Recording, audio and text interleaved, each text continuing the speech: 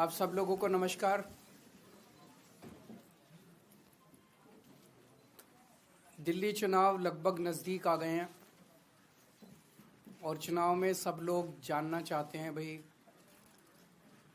किस पार्टी का कौन सीएम उम्मीदवार है।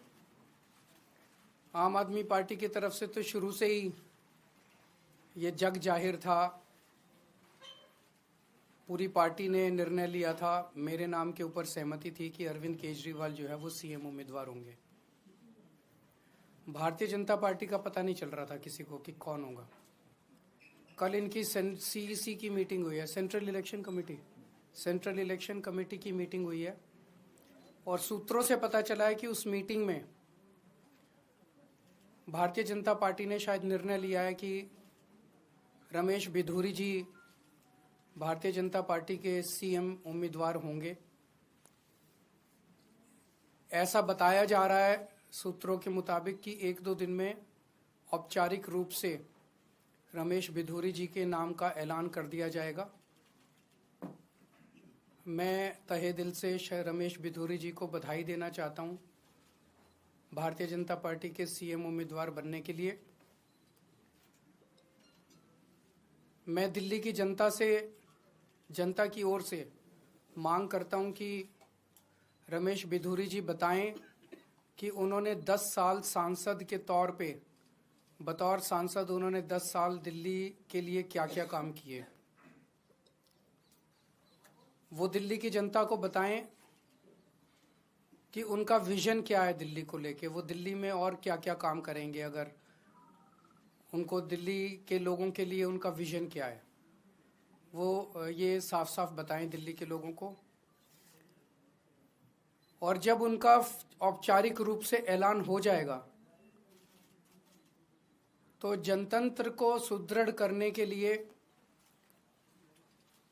मैं ये भी चाहूँगा कि उनके औपचारिक नाम का ऐलान होने के बाद एक दिन दिल्ली के लोगों के सामने, देश के लोगों के सामने, सारे मीडिया के सामने आम आदमी पार्टी और भारतीय जनता पार्टी के रमेश बिधूरी जी के जो भी सीएम कैंडिडेट होगा उनके बीच में एक सार्वजनिक डिबेट होना चाहिए जिसमें जनता देख सके कि वोट इसको देना है कि उसको देना है, इसने क्या काम किया, उसने क्या काम किया, इसका क्या विजन है, उसका क्या विजन है।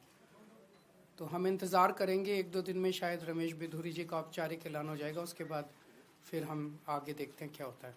अगर कोई प्रश्न है आपके तो क्या आप ये फैसला सही मानते हैं? मतलब आपको लगता है वो सही व्यक्ति जनता तय करेगी कि कौन सही है कौन गलत है।